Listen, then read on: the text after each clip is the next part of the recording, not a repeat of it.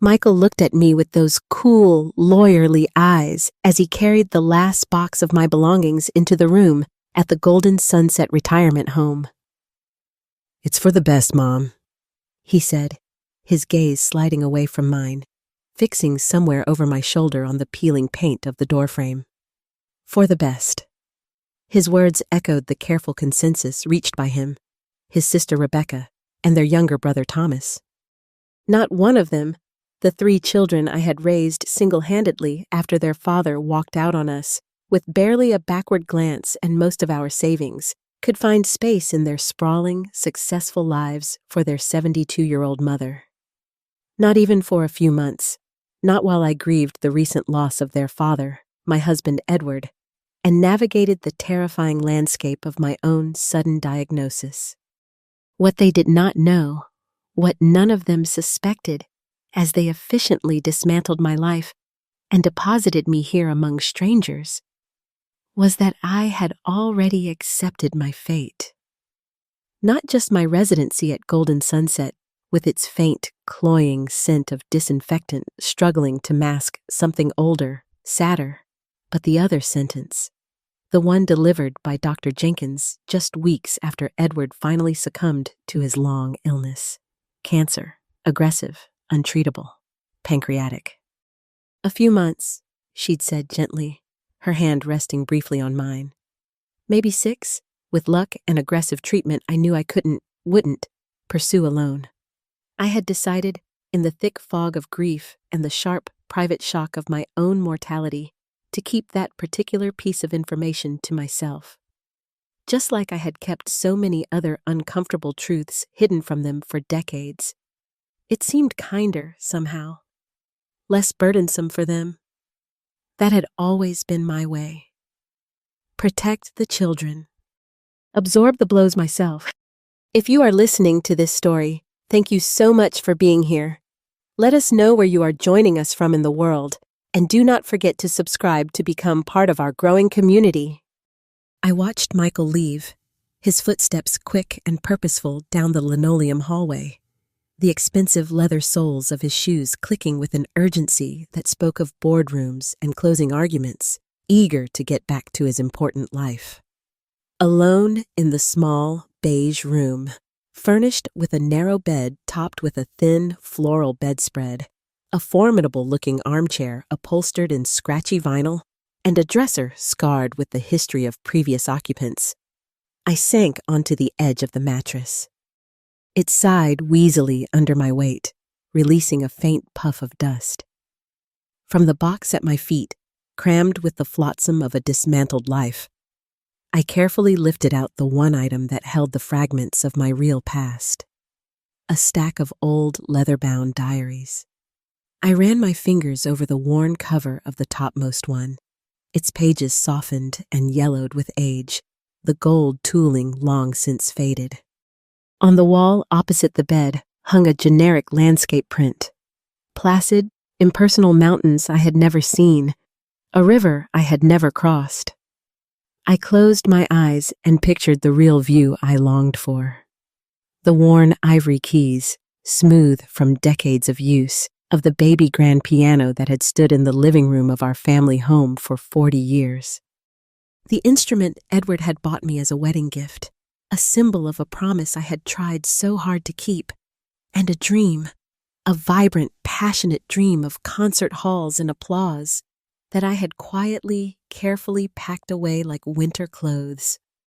After Edward passed, the house, our home for 4 decades, felt cavernous, echoingly silent.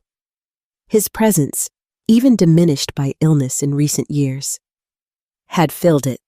Now, only the ticking of the grandfather clock in the hall measured the passing hours. The scent of his pipe tobacco lingered faintly in his study, a ghostly reminder.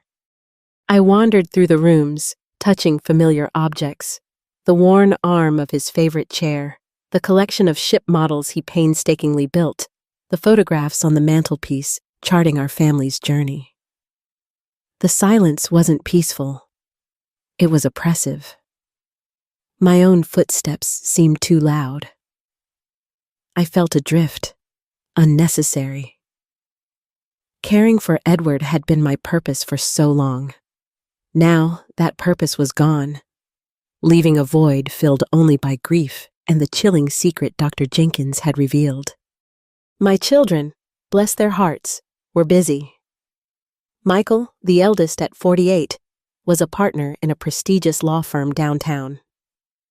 His life was a whirlwind of depositions, client dinners, stock portfolios, and court dates. He measured success in billable hours and square footage.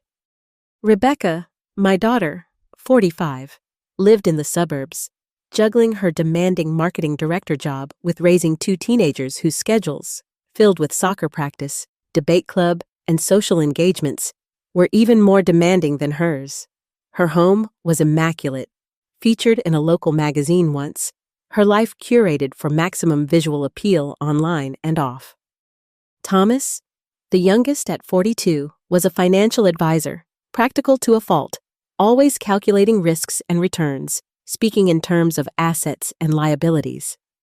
Their visits became less frequent after the funeral, tinged with an undercurrent of impatient kindness. They brought groceries I didn't need, fussed over imaginary dust, spoke in slightly too loud, overly cheerful tones.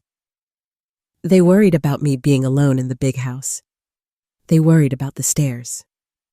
Really, Mom, they're treacherous. They worried about my cooking, though I'd fed them perfectly well for decades. Underlying it all, I sensed their deeper worry, the inconvenience.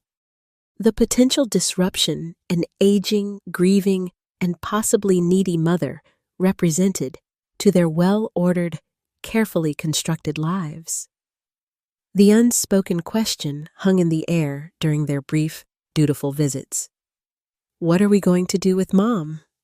Then came the family meeting, convened not at the familiar warmth of the old house, but at Michael's sleek, minimalist condo with its cityscape views and abstract art. It felt more like a corporate strategy session or a deposition than a discussion about their mother's future. Michael naturally led the proceedings, pacing before the vast window, outlining the challenges with practiced precision. He described the upkeep of the house as a significant drain on resources. Regarding my increasing needs, he insisted we have to be realistic about the future. He mentioned the burden of checking in, noting we all have demanding careers and families. Rebecca, perched elegantly on a steel and leather sofa, nodded along, adding platitudes about wanting me to be safe and comfortable, her eyes occasionally flicking towards her phone. Thomas, ever prepared, presented spreadsheets projected onto a large screen, comparing the costs of in-home care versus various retirement facilities. Golden Sunset, he concluded, pointing to a highlighted row, was the most cost-effective solution, offering acceptable amenities at a manageable price point. I sat there, numb, feeling like a line item on one of Thomas's spreadsheets. I tried to speak, to suggest alternatives, to perhaps live with one of them for a while, but my words were gently, firmly overridden. Mom, be realistic, Michael had said, his tone patient but final. Our houses aren't set up for this. Rebecca has the kids, Thomas travels constantly for work, and my place, well, it's just not suitable. He didn't add, for you. He didn't need to. It is for the best, Mom, Michael had reiterated, closing the discussion. You will have company your own age, planned activities, 3 meals a day. No worries. We'll handle everything. No worries, except for the crushing weight of being discarded like a piece of outdated furniture. Except for the knowledge that my remaining time on this earth, already measured in weeks, would be spent in a place chosen for its cost-effectiveness, surrounded by strangers and the scent of disinfectant, while my own children returned to their busy lives, relieved of their burden. I opened the diary in my lap, the one dated 1975. Inside, my younger self's looping cursive filled the page, full of anxieties and hopes. I smoothed a faded photograph tucked between the leaves, me, 20-something, laughing beside Edward, my hands resting possessively on the keys of that brand-new piano. Another photo showed the 3 children, Michael, a serious-looking boy of 6, Rebecca, a gap-toothed 4-year-old, Tommy, just a babe in arms, huddled together on the worn sofa in our cramped, rented apartment, blissfully unaware that their father was about to walk out the door and change the course of all our lives, taking what little security we had with him. I traced their small faces with a trembling finger. My babies, the reason for everything. The justification for every closed door, every silenced melody. My thoughts were interrupted by the ringing of the bedside phone, jarringly loud in the quiet room. It was Michael. "Mom, just calling to let you know we're arranging for an estate sale company to clear out the house next week," he said briskly, the efficiency back in his voice now that the difficult part, depositing me here, was done. "Need to get it on the market quickly to cover the entrance fee and ongoing costs here." A pause, as if suddenly remembering something less important. "Oh, and while we were sorting through your closet, we found a box, hidden way in the back. Some old diaries, I think. Looked like journals. Quite a few of them. Do you want them? Or should we just toss them? Probably just old ramblings, right? No point cluttering up your space here." My breath caught in my throat. The diaries. Not just the few sentimental ones I had brought with me, but all of them. The ones packed away in the dusty box marked keepsakes, documenting the lean years after Edward left, the secret worries about bills, the desperate prayers, the impossible choices made in the dead of night. The specific entries about Vienna, about Grandma Morrison's conditional inheritance, about the nighttime cleaning jobs, about secretly diverting funds meant for myself to cover their college expenses.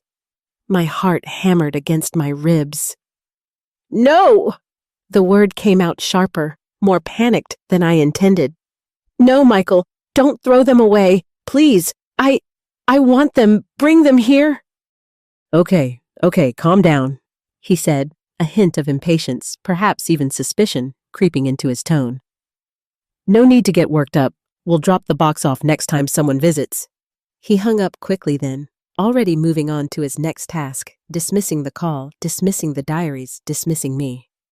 I leaned back against the thin pillows, a cold dread mixing with a strange, almost fatalistic curiosity. What my children did not understand, as they casually boxed up my past alongside chipped china and worn linens for the estate sale, was that those worn leather volumes held more than just memories. They held secrets. Secrets I had guarded fiercely for over 40 years, truths I had deliberately shielded them from, sacrifices they had never known existed, burdens I had carried silently so they wouldn't have to. Now, those secrets were in their hands, vulnerable, exposed. As they inevitably turned those fragile pages, reading the words I wrote in stolen moments late at night after they were asleep, fueled by exhaustion and worry, I knew, with a certainty that chilled me to the bone, that everything was about to change. The carefully constructed image of their competent, slightly dull, endlessly supportive mother was about to shatter. The only question remaining was whether I would still be here to see if they finally understood what I had truly given up for them, and if that understanding would come too late. The first few weeks at Golden Sunset unfolded with the grim predictability of a hospital menu. Early breakfasts in the communal dining room, the air thick with the smells of overcooked oatmeal and instant coffee, where conversations revolved around ailments, grandchildren real or imagined, and the weather. Forced cheerfulness was the currency, and I felt bankrupt. This was followed by mandated activities designed, presumably, to stave off utter despair. Listless games of bingo called out by a relentlessly upbeat activities director, craft sessions involving popsicle sticks, glitter, and suspiciously sticky glue. Televised church services featuring ministers with unnervingly white teeth. The food was bland, beige, and lukewarm, served on sectioned plastic trays reminiscent of school cafeterias or airline meals. Every meal felt like a surrender. My independence, painstakingly guarded for 72 years, evaporated overnight like morning mist. I needed permission for simple things, an extra blanket, a later bedtime. My schedule was dictated by the facility's clock. Meal times, medication times, activity times, quiet times. The indignity of it all was a constant, low-grade ache, a dull counterpoint to the sharper physical pain that gnawed deeper within me each day. The fatigue was becoming harder to conceal, settling into my bones like damp cold. Waves of nausea ambushed me unexpectedly, often after meals. Sharp pains sometimes stole my breath away, forcing me to pause, leaning against a corridor wall, pretending to admire another insipid landscape print. I tried to mask it all with a quiet dignity, a polite reserve. I didn't want pity, didn't want to be singled out for special treatment or worried questions. I had made my decision to face this final chapter quietly, without burdening my children further with the messy details of my decline. Let them remember me as competent, if perhaps a bit distant, not as frail and failing. But the secret was a heavy weight, isolating me even amidst the forced camaraderie of Golden Sunset. Loneliness felt different here. Not just the absence of loved ones, but the absence of being truly seen.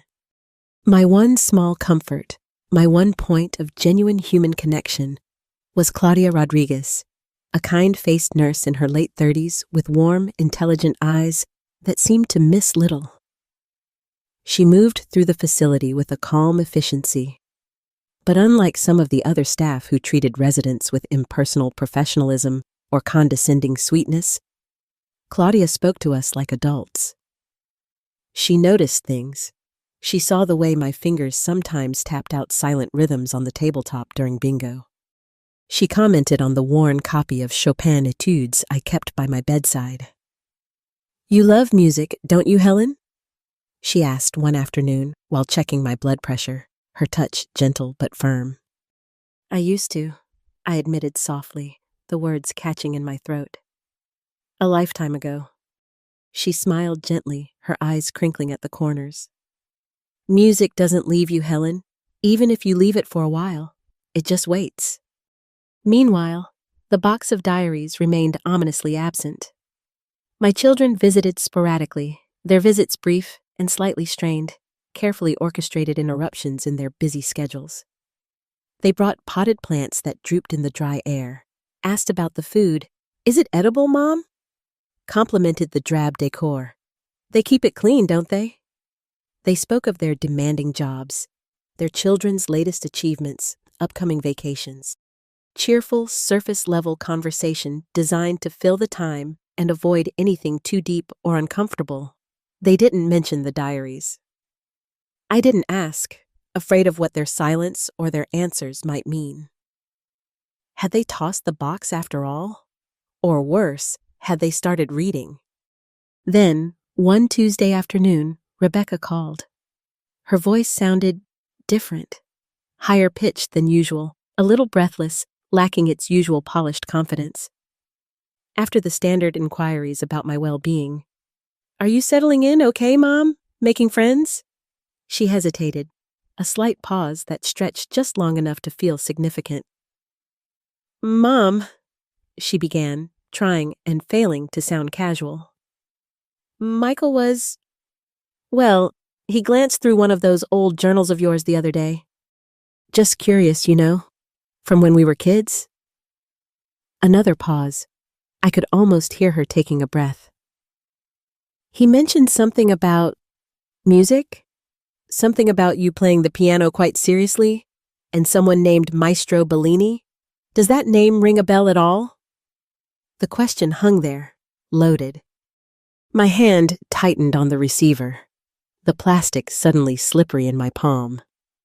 Maestro Bellini, 1975. The year everything changed. The year their father, Edward, packed a bag, emptied our joint bank account, and walked out, leaving me with 3 small children, mounting bills, and a future that stretched before me like a barren wasteland. And then, amidst the wreckage, the letter arrived. My mind flashed back with startling, unwelcome clarity. Me, 26 years old, standing in the cramped kitchen of our shabby rented apartment.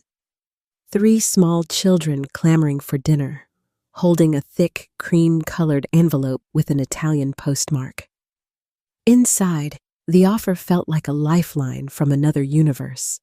A full scholarship, personally offered by the legendary maestro Lorenzo Bellini, to study piano performance under his tutelage at the prestigious Vienna Conservatory. My lifelong ambition, the culmination of years of relentless practice and unwavering dedication since childhood, suddenly, impossibly, within reach. Vienna, concert halls, a life immersed in the music that was my very soul, my truest language. But then my gaze had fallen on Michael, struggling with his first-grade homework at the rickety kitchen table, his small brow furrowed in concentration.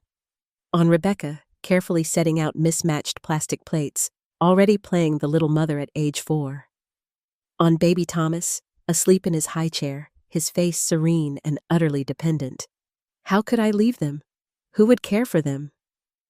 Their father was gone, vanished without a trace. My own parents had passed years before. There was no family safety net, no kindly relatives waiting in the wings. The scholarship required full-time residency in Vienna for 2 years. It was an impossible choice, a cruel, cosmic joke. My dream or their survival. "Mom, are you there?" Rebecca's voice, sharp with impatience now, pulled me back 40 years, back to the sterile room at Golden Sunset. "Bellini?" I repeated, forcing my voice into a neutral, slightly vague tone. Years of practice concealing difficult truths kicked in. "That name sounds vaguely familiar. Maybe someone I knew from school?" "It was such a long time ago, dear. My memory isn't what it used to be." "Right," Rebecca said, though her tone was skeptical. She knew my memory was perfectly sharp. "Well, just curious. Michael found it interesting. Talk soon, Mom. Love you." The click was abrupt. The call left me deeply unsettled, my carefully constructed calm shattered. Michael had read it. He knew about Vienna. Did he understand the magnitude of what it represented? What I had turned down? The silence surrounding the diaries suddenly felt more ominous than ever. A few days later, Thomas arrived for an unexpected visit, looking distinctly uncomfortable. He wasn't usually one for spontaneous drop-ins. He shifted his weight from foot to foot in the doorway, clutching a ridiculously expensive box of Swiss chocolates. Definitely not his usual style. A peace offering, perhaps? Or guilt money? After some awkward small talk about the stock market and the weather, he finally got to the point, his financial advisor's mind clearly whirring behind his uneasy expression. "Mom," he said, avoiding my eyes, fiddling with the ribbon on the chocolate box. "That diary Michael mentioned, the one from 75? It said something about an inheritance from Grandma Morrison, your mother?" He looked genuinely perplexed, almost aggrieved. "I mean, I don't remember ever hearing about that. We always thought, well, that things were tight after Dad left. Was it significant?" Significant. Oh yes, it had been. My mother, bless her practical, controlling heart, had always disapproved of my musical aspirations, deeming them frivolous, unsuitable for a wife and mother. But her mother, my grandmother, a quiet woman who secretly cherished her own unfulfilled artistic dreams, had left me a substantial trust fund in her will. Enough to support me and the children comfortably for years, a buffer against the storms of life. Enough to mean I wouldn't have had to work 3 jobs, wouldn't have lost our first house. But there was a cruel condition, stipulated firmly by my disapproving mother, who acted as executor. The funds would only be released if I formally renounced my impractical musical ambitions and dedicated myself solely to the proper raising of my children. If I pursued Vienna, If I clung to my music, I forfeited every penny. Faced with imminent destitution after Edward cleaned out our accounts, the choice had been stark, brutal, but ultimately clear. My children needed food. They needed shelter. They needed stability. They needed their mother, present and providing, not chasing dreams across the ocean. The inheritance was the only lifeline. With a heavy heart that felt like lead, I signed the papers, relinquishing the Bellini scholarship forever, and accepting the trust fund under my mother's suffocating terms, effectively trading my artistic soul for my children's immediate security. The money had seen us through, kept us afloat, paid for dentists and school shoes, but it had come at the price of my deepest self. Looking at Thomas now, my practical, number-crunching son, his brow furrowed as he tried to reconcile the idea of a lost inheritance with his lifelong narrative of our family's modest, hardworking background, I chose silence again. The habit was too deeply ingrained. Explaining would require excavating layers of pain and resentment I wasn't ready to face. Not with him. Not now. Inheritance? I echoed vaguely. Oh, I think there was some talk of it, but it was complicated, dear. Tied up in legal knots, it never really amounted to anything usable. Let him wonder. Let them all wonder. He left soon after, the chocolates remaining unopened on the bedside table, his confusion palpable, leaving behind an awkward silence. The emotional strain of these encounters, the dredging up of buried griefs and sacrifices, took its physical toll. Later that evening, after Thomas left, a wave of intense pain washed over me, radiating from my back, so strong it made me gasp and clutch the edge of the metal dresser. The room seemed to tilt precariously, the floor rushing up to meet me. I felt dizzy, nauseous, a cold sweat breaking out on my forehead. Claudia found me moments later, slumped in the vinyl armchair, pale and trembling, struggling for breath. "Helen, what's wrong? Talk to me." Her professional calm was immediate, but her eyes held genuine alarm as she knelt beside me, checking my pulse, her cool fingers a comfort on my wrist. The dam finally broke. The loneliness, the weight of the secrets, the physical agony, the encroaching end. It was too much to bear alone any longer. Sobs racked my frail body. Tears I hadn't shed for decades streamed down my face as I whispered the truth I had hidden even from her. "It's cancer, Claudia. Pancreatic. Advanced. The doctors gave me not long. Weeks, maybe." Her expression shifted instantly from professional concern to profound compassion. She didn't say anything platitudinous. She just stayed kneeling beside me, taking my frail hand in hers, her warmth a steady anchor in the storm. "Oh, Helen," she murmured finally, her voice thick with empathy. "Why didn't you tell anyone? Your children." "They don't know," I choked out between sobs. "They just put me here. Thought I was just old, grieving. I didn't want to burden them. Not again." Claudia just held my hand, offering silent support, letting me cry until the storm subsided into exhausted quiet. After a few moments, I took a shaky breath. A new resolve began to form amidst the emotional wreckage. Hiding felt cowardly now, pointless. Perhaps, before the end, there were things that needed to be said, truths that needed to be faced. Not accusations, perhaps, but explanations. Context for a life they had never truly understood. Later that night, feeling strangely calm after the emotional release, I asked Claudia for some proper writing paper and a good pen. Not the cheap facility stationery, but something worthy of a final testament. She brought me a small stack of heavy, cream-colored paper and a smooth, flowing fountain pen from her own bag. I began to write a letter, one final letter to accompany the diaries when my children inevitably read them all. A letter explaining the choices, the sacrifices, the reasons behind the secrets, written not in anger or regret, but simply as a testament to a mother's complex love and the difficult, often invisible, path it sometimes requires. And then, as I sat writing, I felt an unexpected pull, a quiet insistence from a part of myself long dormant.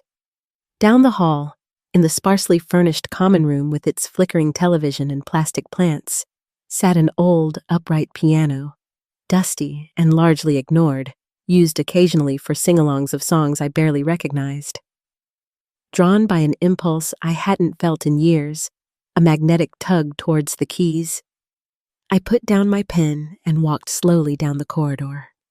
Sitting down on the worn, slightly wobbly bench, I lifted the heavy lid. The keys were yellowed, some chipped at the edges. Tentatively, almost reverently, I placed my fingers on them, cool ivory under my touch. And then, closing my eyes, I began to play. Chopin's Nocturne in E-flat major, Op. 9, Number 2, a piece I hadn't touched in probably 30 years. The notes flowed, hesitant and rusty at first, like water finding an old channel, then gaining confidence, clarity, emotion. The melody, achingly beautiful, filled the sterile common room, pushing back the scent of disinfectant, silencing the blare of the television. My fingers, stiffened by age and disuse, somehow remembered, guided by a muscle memory buried deep within my soul. They danced across the keys, finding the familiar shapes, releasing the music I had held captive inside me for so long. Other residents paused their conversations, turning their heads towards the unexpected sound. A woman in a wheelchair near the window stopped knitting, her head tilted, a faint smile touching her lips. A man who usually shuffled silently down the halls stood stock still by the doorway, listening intently. Staff members paused their rounds, their expressions softening from professional duty to surprised appreciation. For those few minutes, I wasn't Helen Morrison, resident new to 17 of Golden Sunset Retirement Home. I wasn't the discarded mother, the dying patient. I was the young woman who had dreamed of Vienna, the artist whose soul spoke through the intricate language of music. In that dusty common room, on that neglected piano, I was reclaiming a vital piece of myself I thought was lost forever. The music flowed, a bittersweet release, a defiant declaration against the dying of the light. As my fingers found the dusty keys of the nursing home piano, playing Chopin's Nocturne in E-flat major for the first time in decades, a bittersweet thought struck me. Were my children, at this very moment, perhaps finally sitting down with that box, turning the fragile pages, reading about the concert halls in Vienna I never saw? Were they learning about the Bellini scholarship, the career I relinquished without a backward glance? Were they discovering the details of the inheritance I quietly signed away? All to keep food on their table, a roof over their heads, and to shield them from the harsh, terrifying reality of how close we came to absolute ruin after their father vanished with every cent we had? The melody swelled, full of longing and loss, regret and resilience, but also, somehow, a strange and unexpected peace. Have you ever discovered a family secret that changed your perspective on a parent or loved one? Perhaps something that explained sacrifices you never knew were made? Please share your experience in the comments below. Sometimes understanding the hidden histories of others can profoundly shift our view of our relationships and ourselves. And please, do not forget to like this video and subscribe for more stories that delve into the complexities of family life. A few days later, Michael appeared at my door again, unannounced. The expensive chocolates and forced cheerfulness were gone. He wasn't carrying a briefcase or flowers this time. He was carrying the diaries, the entire stack, held almost protectively against his chest. His face, usually so composed, so controlled, the face of a successful lawyer accustomed to masking his thoughts, was pale and etched with a raw emotion I couldn't immediately decipher. Confusion, anger, disbelief, something deeper, something that looked startlingly like pain. He walked into the room without preamble, his usual brisk confidence absent, and placed the stack of worn volumes on the small table beside my bed, with a heavy thud that echoed in the quiet, sterile space. "I read them, Mom," he said, his voice strained, unfamiliar. He didn't sit down. He stood stiffly, looking down at the diaries as if they were incriminating evidence. "All of them, cover to cover. Rebecca and Thomas did too. We stayed up all night passing them back and forth. We didn't know." He finally dragged his gaze up to meet mine, and I saw the turmoil swirling within his usually cool blue eyes. It was the look of a man whose entire understanding of his world, his past, his mother, had been irrevocably fractured. "Vienna? The Bellini Scholarship? That wasn't just some casual mention, was it? It was everything to you." His voice roughened. "Grandma Morrison's inheritance? You let us believe we were poor, struggling, while you had access to money, and working nights, cleaning offices, after we were asleep? I remember you being tired, but I don't know what I thought." He shook his head, incredulous. "And paying off Rebecca's student loans? Secretly? Where did that money come from? Why? Why didn't you ever tell us any of this?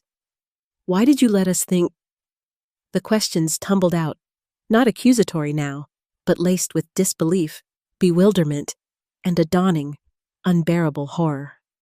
I looked at my eldest son, the accomplished man of the world, the man who had orchestrated my removal to this institution with such brisk, detached efficiency just weeks before, and suddenly I saw the bewildered 6-year-old boy he once was, trying to be brave after his father left. "Michael," I began softly, my own voice trembling slightly despite my resolve. "My darling boy, I did it because you were my children. You, Rebecca, Thomas. You were my whole world. My responsibility. My absolute priority.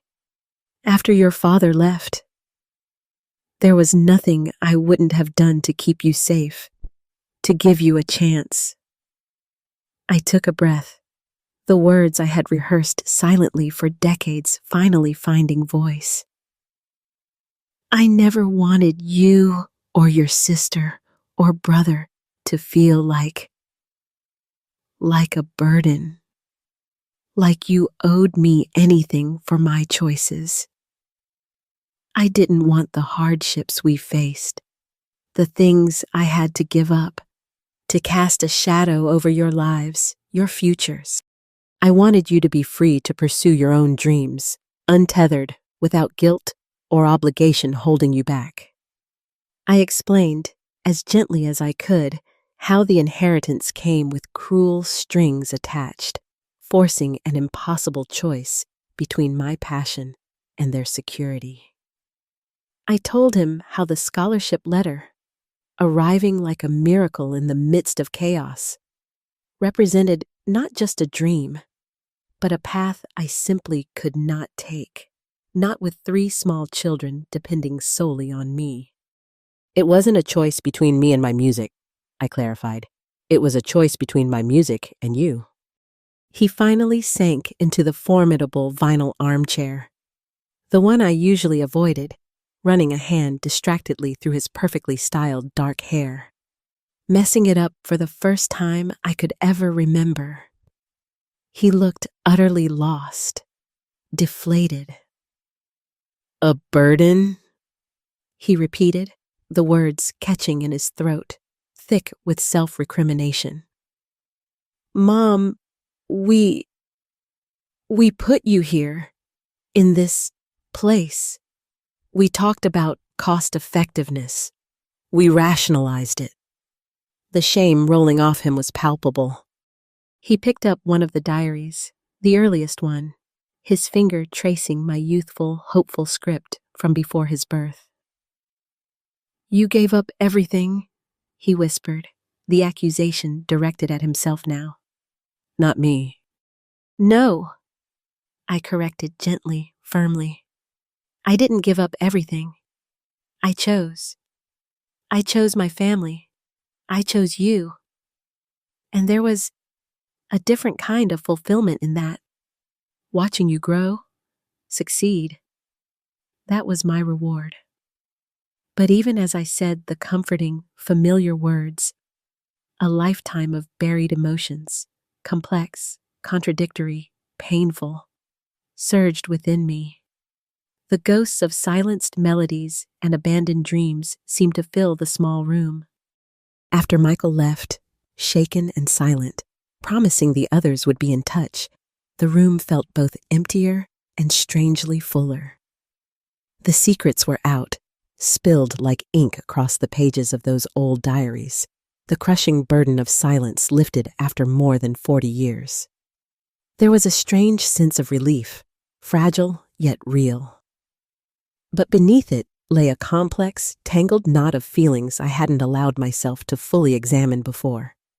Sitting alone, the bland landscape print on the wall mocking me with its serene indifference, I let myself finally, truly feel it all. The ghost of the ambitious, passionate young pianist, forever mourning the silenced music. The applause never heard, the potential unrealized. The exhausted, terrified single mother, working 3 jobs, constantly afraid of not having enough, of not being enough.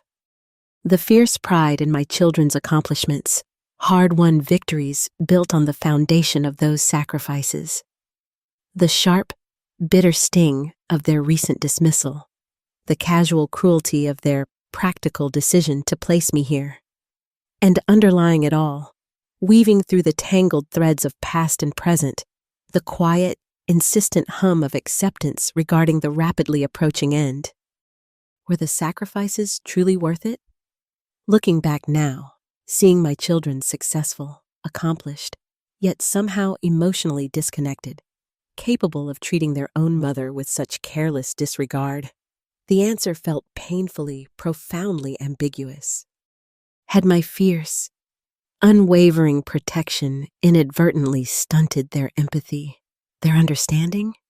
Had my decades of silence, meant to shield them, instead created a gulf too wide, too deep to bridge?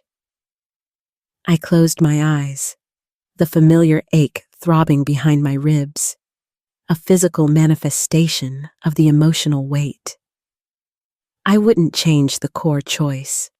My children always came first. But oh, the cost. The personal cost had been immense, a debt I had paid in silent, solitary installments over decades. Yet confronting it now, acknowledging the pain alongside the love, I felt a strange sense of peace settling.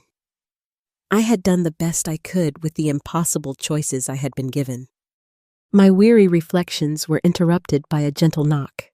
It was Dr. Jenkins, making one of her increasingly frequent visits. She came often now, monitoring my condition closely, managing the escalating pain. Her examination today was thorough, her questions gentle but probing. But her expression afterwards, as she pulled up a chair, was unmistakably grave. "Helen," she began, her gaze direct but deeply compassionate. "I wish I had better news for you. The latest scans, the blood work, they show the cancer is progressing even more rapidly than we anticipated." She took a deep breath, her professionalism softening into human sympathy. "Realistically, Helen, we're likely looking at weeks now, not months. Perhaps 6 to 8 weeks at the very most. I'm so sorry." The words landed softly, yet with the undeniable finality of a closing door. Weeks, not months. The vague timeline suddenly snapped into sharp, terrifying focus. I nodded slowly, absorbing the information, the room seeming to shrink around me. Strangely, alongside the fear, I felt a wave of profound calm. The uncertainty, the waiting, was over. This was it. "Thank you for your honesty, Sarah," I murmured, my voice surprisingly steady. "It's better to know." After she left, promising to arrange for enhanced palliative care, explaining the hospice protocols, I sat quietly for a long time, watching the afternoon sun slant across the linoleum floor, dust motes dancing in the golden light. 6 weeks? 8, maybe? Just enough time, perhaps. Just enough time for what? Forgiveness? Understanding? Goodbyes? Another knock, this one hesitant, uncertain. I called, "Come in," expecting Nurse Claudia with evening medications. Instead, the door opened slowly to reveal Michael again, and standing hesitantly behind him, her usually immaculate makeup smudged, was Rebecca. And behind her, looking utterly stricken, his usual practicality completely deserted, was Thomas. They had arrived separately, apparently meeting in the hallway, drawn by an invisible thread of shared discovery and dawning dread. They stood clustered awkwardly in the doorway, their collective confidence, their worldly success, evaporating, leaving them looking like bewildered, vulnerable children. Their eyes were fixed on me with an intensity that unnerved me. They had read it all. Not just the stories of past sacrifices, Vienna, the inheritance, the night jobs, the student loans. They had read the final entries. The ones I had written just weeks ago after my diagnosis, grappling with the news, explaining my decision to keep it secret, my desire not to burden them in my final days. The truth, the whole devastating, unvarnished truth, was finally laid bare between us. "Mom?" Rebecca whispered, stepping forward tentatively, tears streaming unchecked down her face, leaving mascara tracks on her pale cheeks. Her perfectly composed facade had crumbled completely, revealing the raw grief beneath. "The diaries, the last few pages. You're sick? Really sick?" Her voice broke on the last word. Michael put a protective hand on her shoulder, his own face ashen. Thomas just stared at me, his mouth slightly open, comprehension and horror warring in his eyes as the implications clearly sank in. The timing of their decision, my quiet acquiescence, the reason behind my fatigue. "How could you not tell us?" Rebecca choked out, the accusation laced with anguish, disbelief, and unbearable guilt. "How could you let us put you in here talking about costs and convenience while you knew you were dying?" The air crackled with unspoken recriminations, with regrets too deep and painful for words, and with the terrifying, suddenly tangible weight of time running out. I looked at my 3 children, my life's work, my greatest love, and my deepest sorrow, standing before me, finally seeing me, perhaps for the very first time.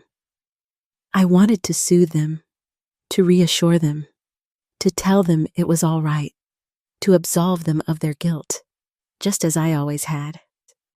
But maybe, just maybe, after 40 years of shielding them, it was finally time for the unvarnished truth, in all its painful, messy, complicated glory. The final act, I knew with chilling certainty, had begun. The raw, untethered emotion in the small room was suffocating. My children stood before me, stripped bare of their usual defenses. Michael's professional armor, Rebecca's polished poise, Thomas's practical detachment. confronting the twin enormities of their past ignorance and my hidden reality. Guilt, shame, disbelief, and a desperate, frantic urgency radiated from them like heat waves. "We're taking you home, Mom," Michael declared immediately, his voice thick with emotion, stepping forward decisively. "Right now. Forget this place. You can come stay with me. I have the space, or Rebecca, or Thomas, anywhere but here." Rebecca and Thomas nodded vehemently, tears still flowing freely. "He's right, Mom," Rebecca insisted, reaching out to grip my arm, her touch surprisingly strong. "We were fools. Blind and selfish. We'll figure it out. We'll hire nurses, round-the-clock care, whatever you need. You shouldn't be here for another minute." Thomas added, his voice hoarse. "Cost doesn't matter, Mom. None of that matters now."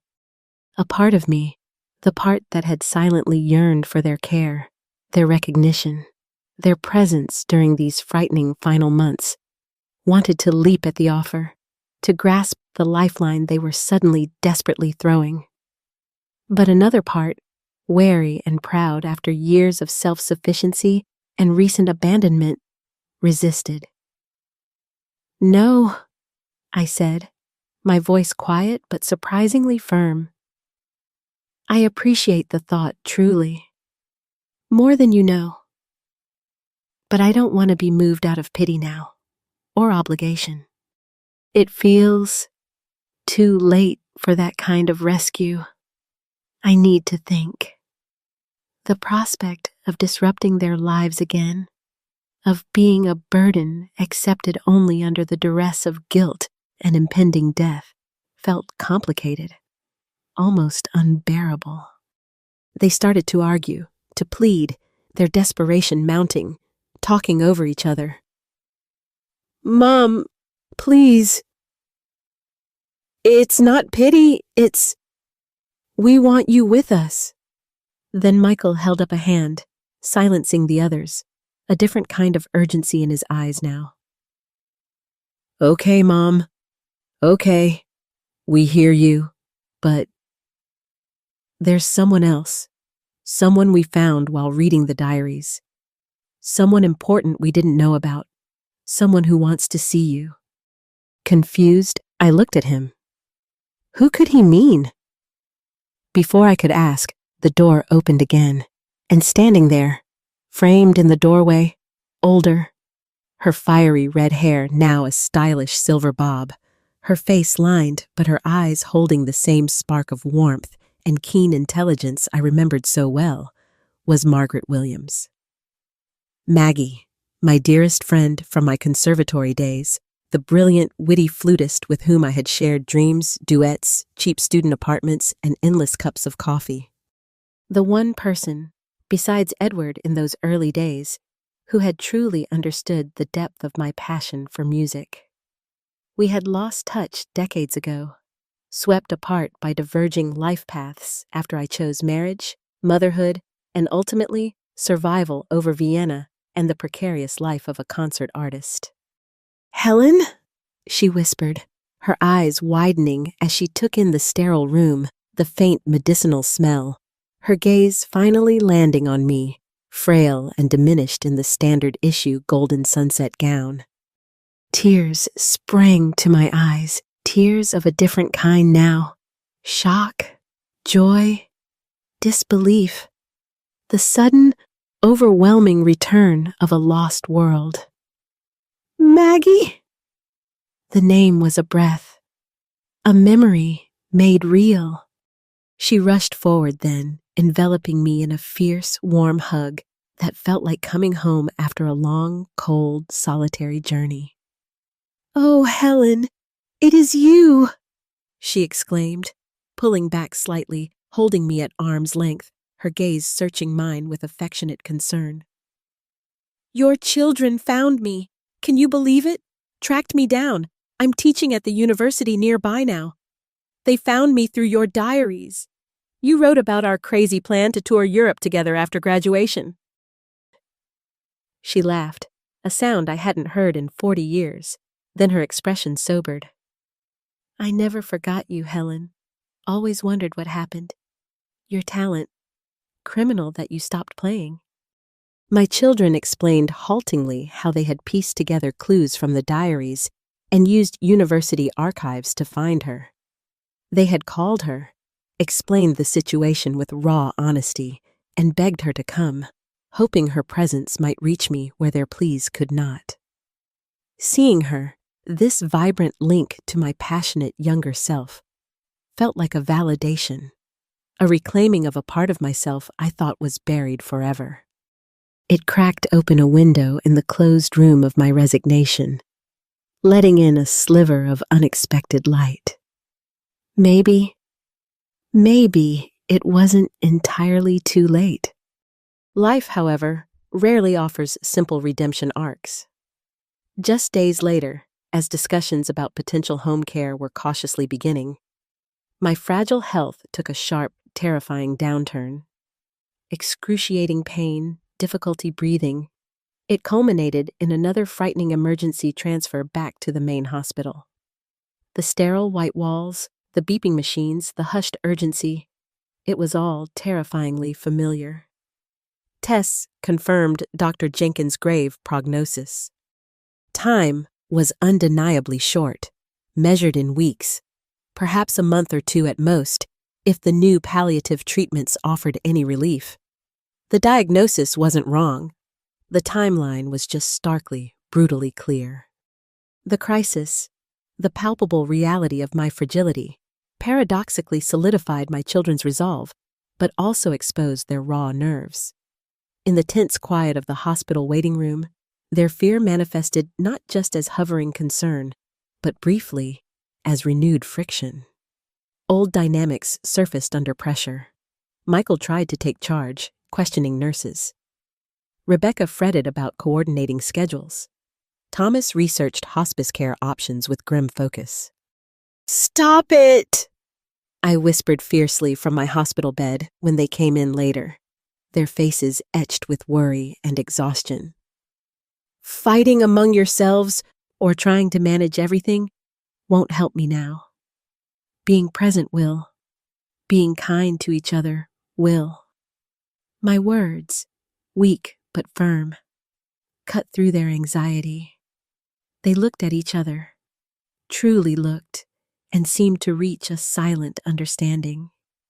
The bickering stopped. A fragile unity, born of shared fear and love, settled between them. When I was stable enough for discharge a few days later, not cured, not in remission, but well enough to leave the acute care setting, the decision was made without argument. I would go to Michael's home. He had the most suitable space, and more importantly, he, along with Rebecca and Thomas, seemed utterly committed to providing not just care, but companionship. He had already arranged for hospital-grade equipment, interviewed home health aides, and overseen the delivery of that beautiful baby grand piano to the sunroom. "It's waiting for you, Mom," he'd said, his voice thick with emotion. Returning to Michael's house felt different this time.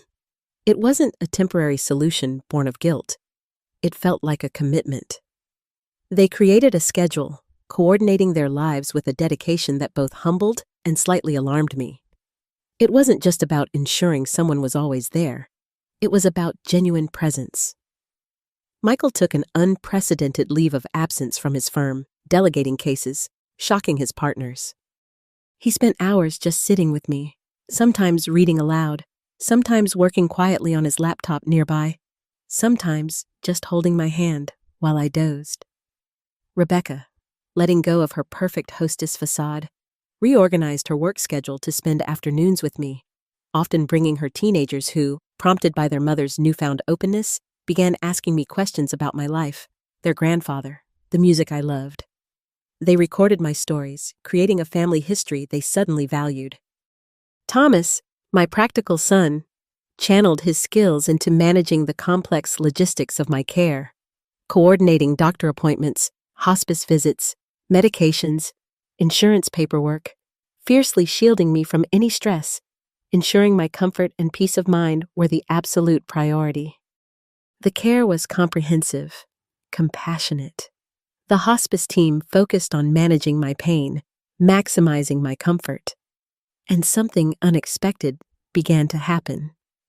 Whether it was the intensive palliative care, the reduction in stress, or simply the powerful medicine of feeling loved and valued after years of quiet isolation, my condition began to stabilize. The sharp decline seemed to pause. The pain became more manageable. The crushing fatigue lessened slightly on some days. Dr. Jenkins was cautiously optimistic but realistic. "It's not remission, Helen," she explained gently.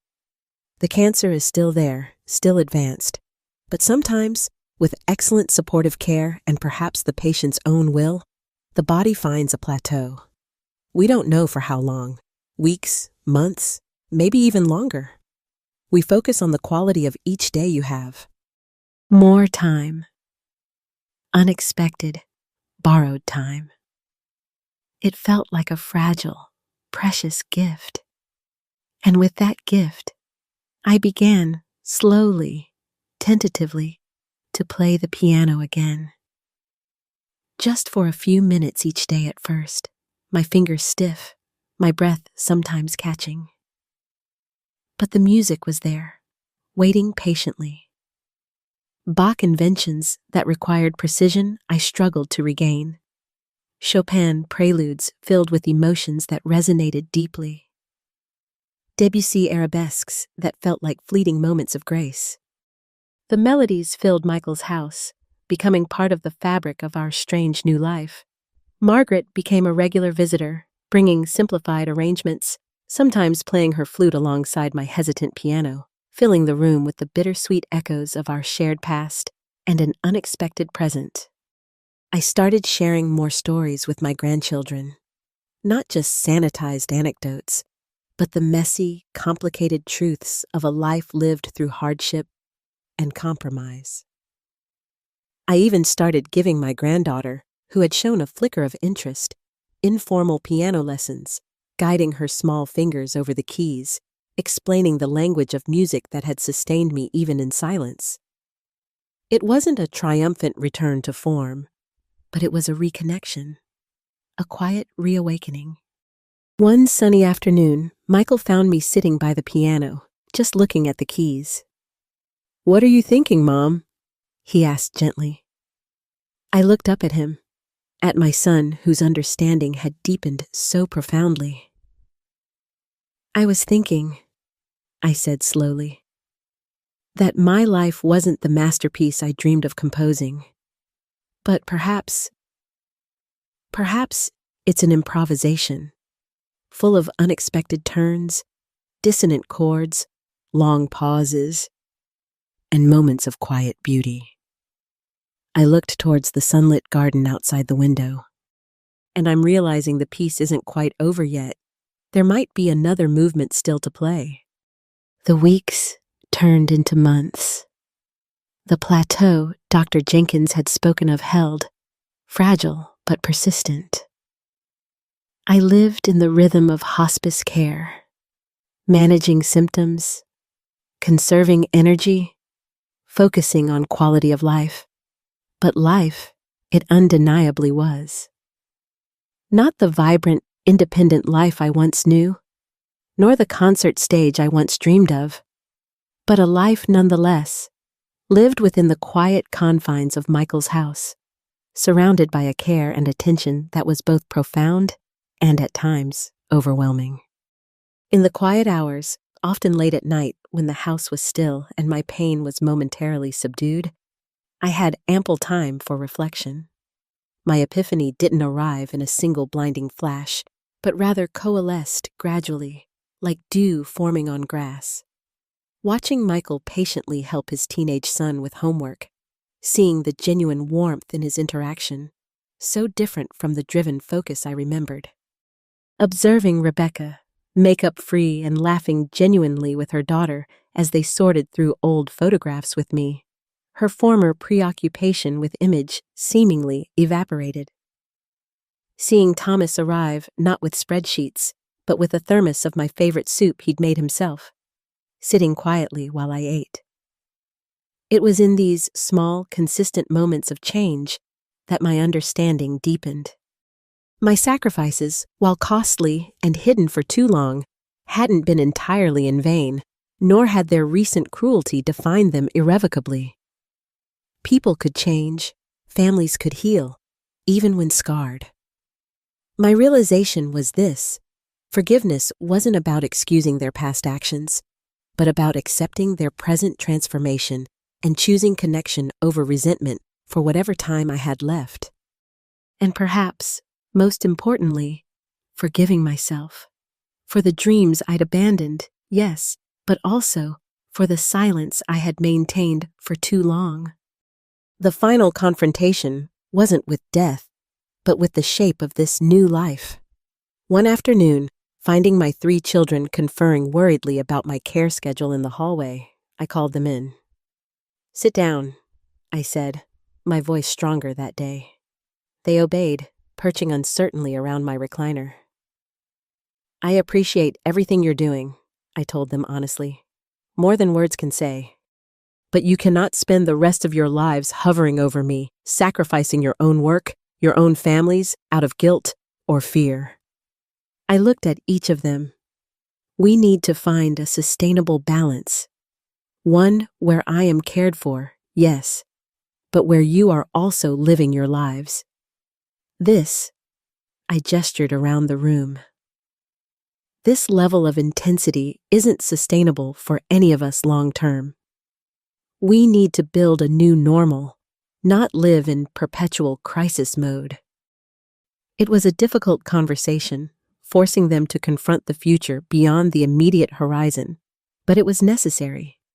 It marked a shift from frantic amends to thoughtful, ongoing commitment. We started planning for more structured home health support, allowing them to return partially to their work and routines, while still ensuring I was never alone for long and family time was prioritized. The beach trip still happened, but its context shifted. It wasn't a final wish, but a celebration of continued, albeit fragile, life. The logistical challenges were still immense, but the mood was different. As I sat in the specialized wheelchair, bundled in blankets against the cool breeze, watching the waves crash, my children around me, it felt less like a farewell and more like a reaffirmation. A quiet acknowledgement of the beauty that persists even in the face of mortality. A shared moment of gratitude for this unexpected extension of time. We didn't talk about endings. We talked about the changing colors of the sky, the shapes of the clouds, the memories the salty air evoked. The micro-twist, the news about the Helen Morrison Scholarship, arrived via a formal letter from the Bellini Conservatory, forwarded by Margaret. Reading it aloud with my children gathered around, my voice thick with emotion, felt even more poignant, knowing I was here to witness its beginning. It wasn't just a legacy left behind. It was a living connection to my past passion, now bearing fruit for future generations while I was still here to see it bloom. "Imagine," Rebecca said softly, her eyes shining. "Young mothers, young fathers, getting the chance you didn't have because of you, Mom." It was an incredibly powerful, healing moment, transforming a source of past pain into a beacon of future hope. And so, life continues. Not as it was, but as it is. My health remains precarious, my days quiet, lived largely within the comforting walls of Michael's home, punctuated by visits from nurses, doctors, and most importantly, my family. But the dynamics are irrevocably changed. The diaries, once symbols of secret sacrifice, now sit openly on a bookshelf, occasionally taken down and read, sparking conversations, deepening understanding. My children are not perfect. Old habits sometimes surface under stress, but the foundation has shifted. Guilt has largely been replaced by genuine affection, shared history, and a conscious effort to remain connected, supportive, and honest. Michael still practices law, but his hours are saner, his priorities reordered. He brings his grandchildren over, teaching them simple chords on the piano. Rebecca champions elder care, causes with fierce passion, using her marketing skills for advocacy, her perfect image replaced by authentic engagement. Thomas created that financial literacy program for single parents, finding a fulfillment spreadsheets never provided. He visits often, not just to check on my care, but to talk, to listen. Margaret remains a cherished friend, our bond renewed, sharing music and memories. I still play the piano when I can, my fingers finding familiar melodies, sometimes even attempting to teach my granddaughter a simple piece.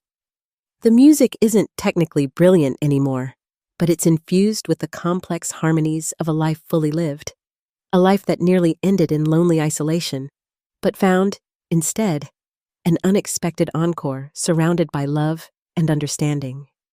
My story isn't about a miraculous cure, but about the quiet miracle of reconciliation, the surprising resilience of family bonds, and the profound discovery that even in the shadow of illness, even after decades of silence, it's possible to rewrite the ending, to find harmony, and to truly come home. Thank you for listening to my story today. If it resonated with you, if it touched your heart, please show your support by clicking that like button and subscribing for more stories that remind us of the intricate tapestry of family relationships, the hidden sacrifices, and the healing strength of truth and forgiveness. Please remember, it is never truly too late to seek deeper understanding with those closest to us, to bridge the gaps and perhaps find an unexpected encore of connection. Until next time, this was Helen's story, lived and told, and I am deeply grateful you were here to share it. Goodbye for now, and I will meet you again in the next story.